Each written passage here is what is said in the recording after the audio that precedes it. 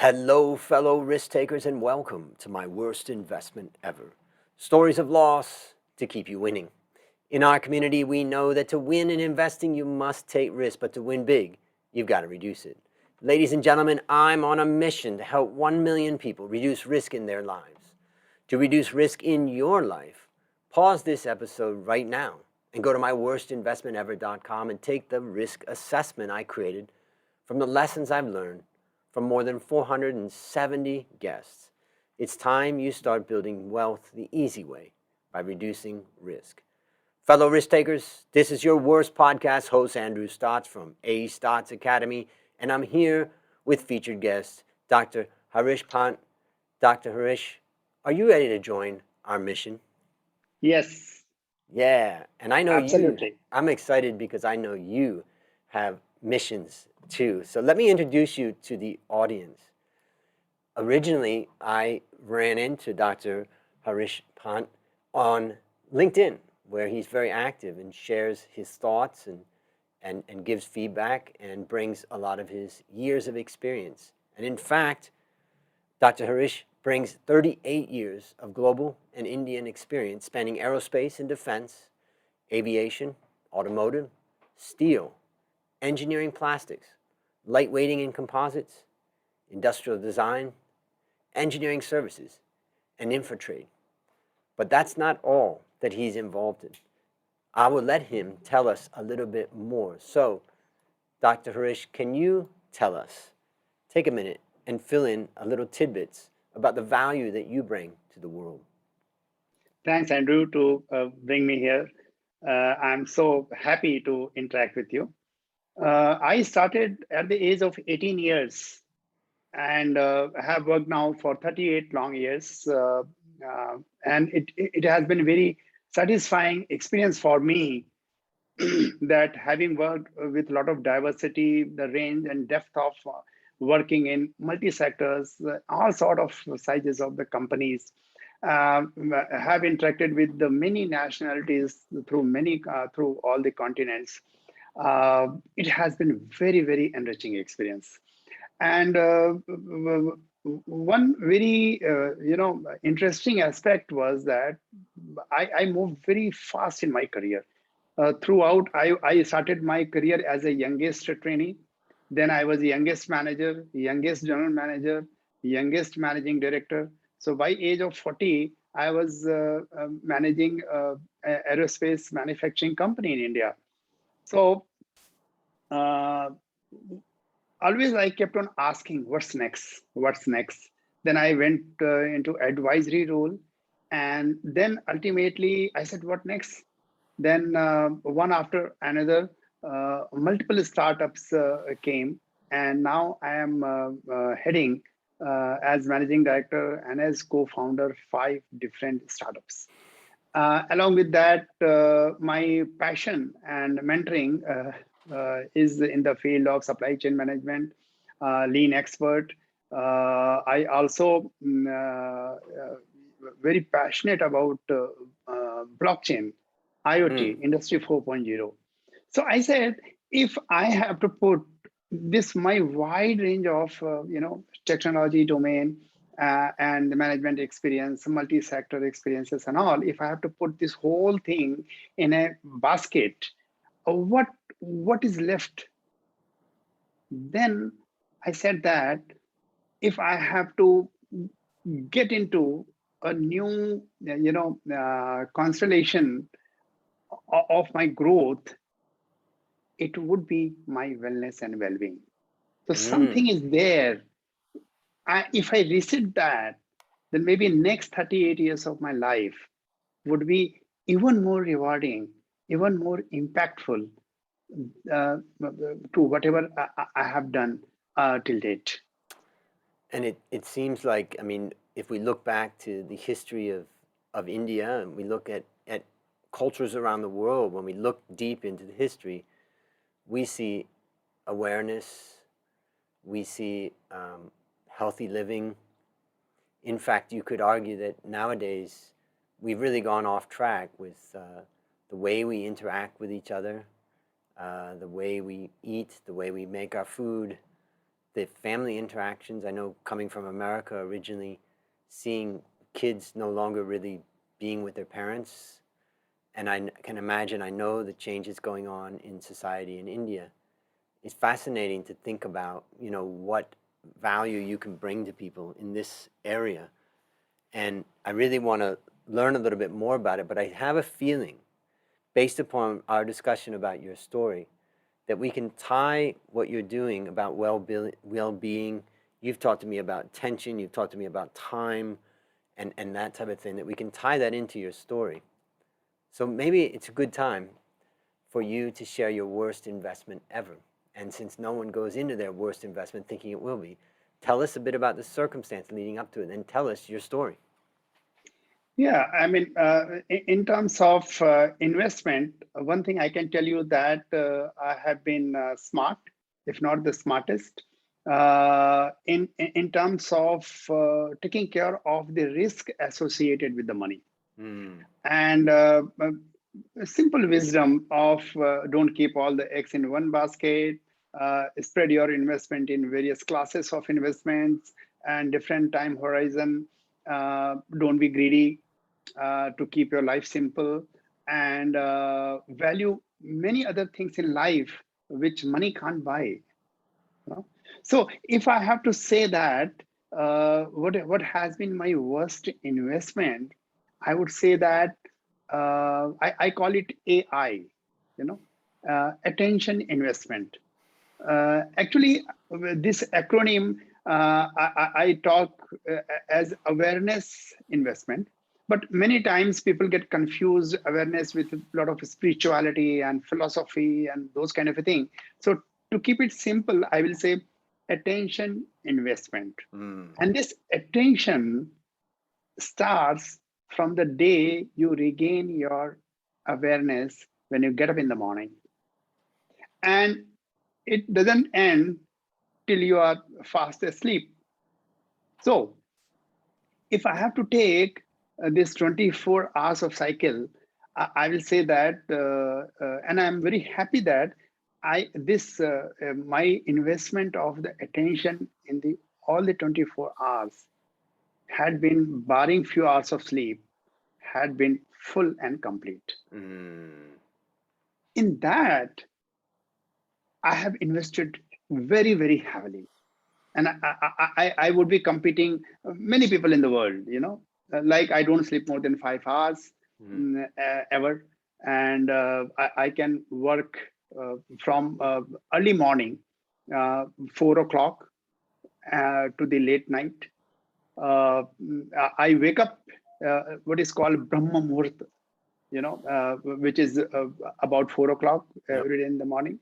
So now, when I was so smart in utilizing my time, barring 5 hours of sleep, where has been the worst investment? Mm. Yes, at times I found that not only I have invested my attention in a poor way for an hour or two or so, but even a whole year passed by.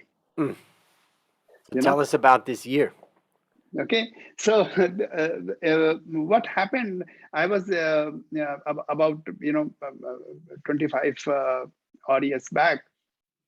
I was heading a department, and suddenly I came to know that a senior level person who had joined hardly a month back, he has been transferred to my department, and he has become now department head. So I was pushed to a number two position, and it happened at the time, like I was a rising star, blue-eyed boy, sort of youngest of the department heads. So, and I was rated as the best in whole Asia Pacific. So with this kind of a thing, this happened, and I went to the people and said, why so? I mean, what's the reason? And people said that it's a temporary and you are well taken care of. Don't worry about all this thing and all. But I knew, and everybody knew in the organization, that it's not a right move, you Mm. know. And it's like you are putting a chain on a horse who has won many races. Mm. The best race horse has been tied now. So what happened? I tried to convince people. I tried to reason it out.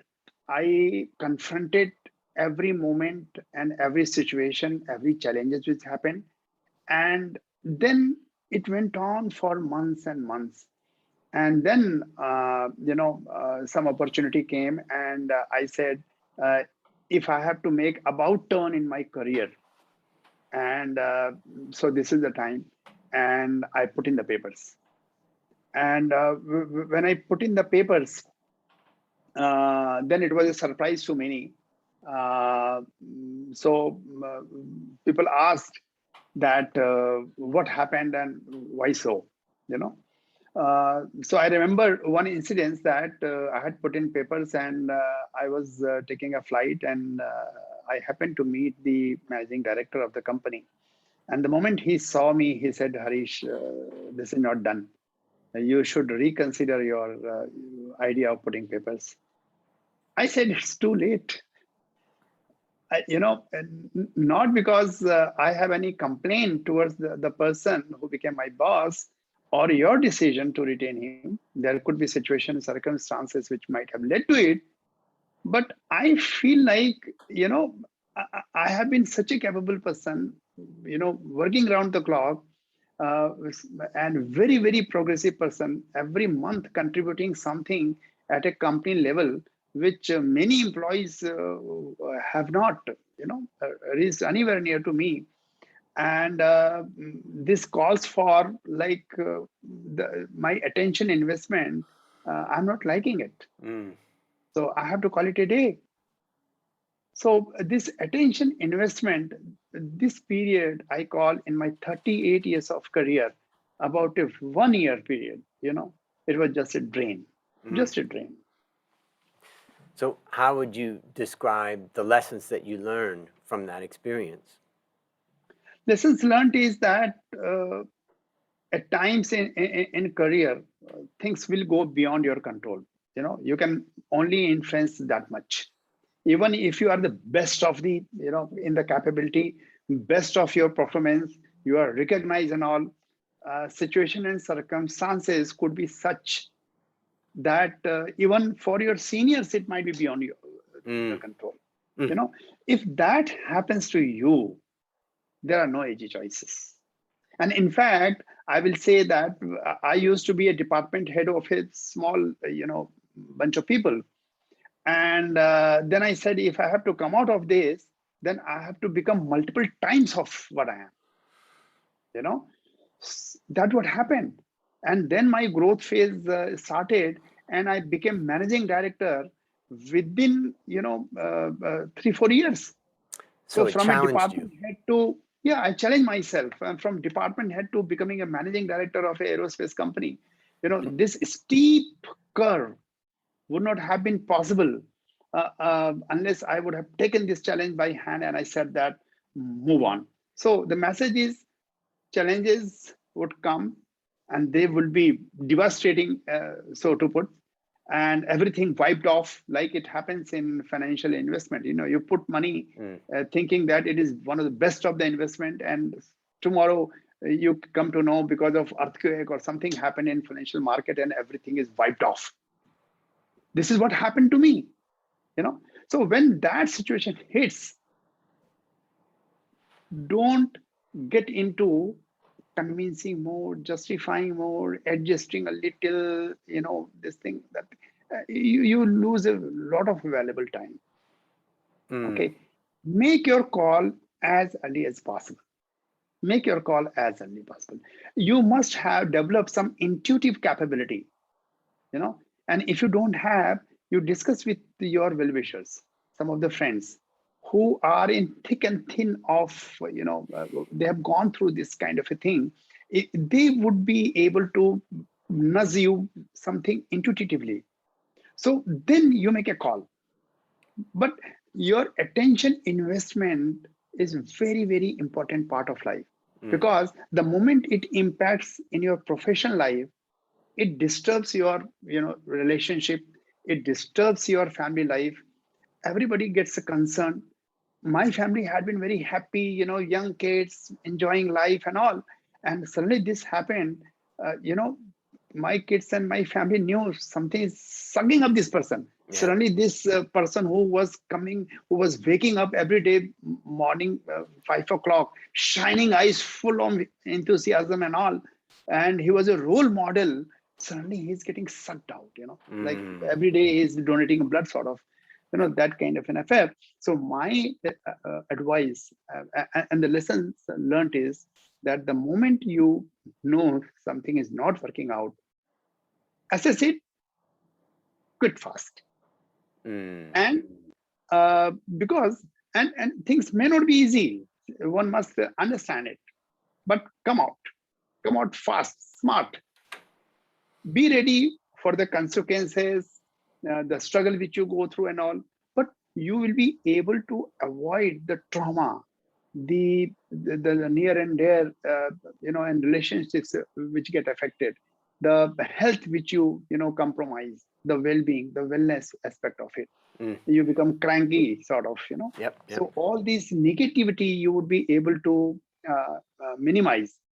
And if you're a capable person, have confidence, you will have your way. Um, Maybe I'll share a couple things that I take away. I mean, it makes me realize, like, I moved to Thailand when I was 26, so I've lived longer in Thailand than I lived in the U.S. And one thing I learned about Thai people and Asian culture, I saw it a lot in India also, is that it's not common to have strong confrontation. Whereas in America, confrontation is accepted, confrontation between people. And in Thailand, it's not accepted. And there's pros and cons to that. Sometimes confrontation can help resolve the issue, but there's other times that confrontation you just need to walk away and move on. And I think part of what I take away from your story is the idea, like, you've got to know when it's your time to say, well, this isn't worth the energy, or as you say, the attention, and therefore I'm going to walk away. And I know that's something I'm much more comfortable with nowadays. But I know when I was younger, it was harder. I fought some things that I probably shouldn't have or could have just let go. So I think that's kind of one of my big takeaways. Anything you would add to that? Yeah, I mean, I was not a softy guy, Nobody could chew me for sure. And because I was A, capable, Mhm. B, continuous learning, C, dedicated to the core, and four, very strategic, because of the lean, because of my innovative bent, which happened throughout my career. Mm. You know, every month I used to do something which even managing director would not have thought. I remember in one instance that there was a union budget published in India, and I prepared this report overnight. And the managing director was passing by and gave those slides to him, and he was looking at me. What the hell you are giving me this sort of? But I said, just flip through, and you can throw in the dustbin if you like. And he was a U.S. citizen. Mm. Okay, so then suddenly he went, and I had joined this company only 1 month back, so I did not know this managing director personally, you know so the moment he went, he he was searching me, where is this guy I met, what is this guy name, and where is he? So secretaries came, and I was pulled in. I was scared shit. I said, it is my last day, sort of, why? He said, Harish, first tell me, what is your qualification? I said, mechanical engineer. Mm. He said, fantastic. What made you work whole night? Because the preparation which you have done, it is you have worked whole night. What motivated you? I said, do something great for the company. Mm. I said, that is also fine.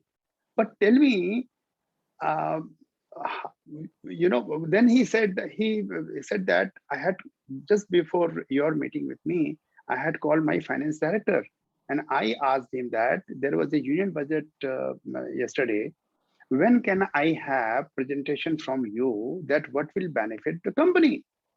And he said to me, it will take 15 days.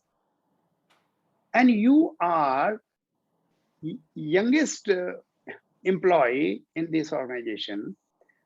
Within, I mean, less than 24 hours, you woke up whole night and he made this presentation. And I can tell you, your presentation, I don't expect that even my finance director would be able to make anything better. You know, so that kind of a, so I was that kind of a person, Right. firebrand sort of, So even in the culture of India, where people do get shit scared about their job, because of so much competition, because of population and all so on and so Pressures. forth. I was not that type, but even my type faced this challenge, you know. Yep. So this can happen to any person. So tell me what, if you think about a young person facing this kind of a challenge that you face, what one action would you recommend that they take to avoid suffering the same fate or to come out of it better, stronger, faster? He has to analyze the whole situation in two ways. Is it workable? You know, and for this to say, you must know who you are. A bit of a reflective person, If Awareness. it is, yes, That's if it the is, word that you used before. yes. Right. So if you are shit scared and you have to, pull up your pants and you have to get running, bit of lazy kind of a thing, and that is a course correction happening and all, admit it, take the deep learning, get going, Yep. kick yourself, There you go. that is the only. Okay. But at the same time, if you think, and there is a very thin line divides, one can say same situation as a politics, or same, it can be said that it requires improvement. So this fine line, a person need to understand, and that's why what happens, bit of a help is very, very important. Unfortunately, what happens in India particularly, and it happens world over, the people at a junior level, they don't have access to coaching. They don't have access to mentoring. They send you, if you are a bit harsh in your interaction, they will send you to the software skill training program, where one guy will come and he will bore you for 3 days, this soft skill, this, that, and all funda. And after you come from the program, everything is washed out within 24 hours. It doesn't help.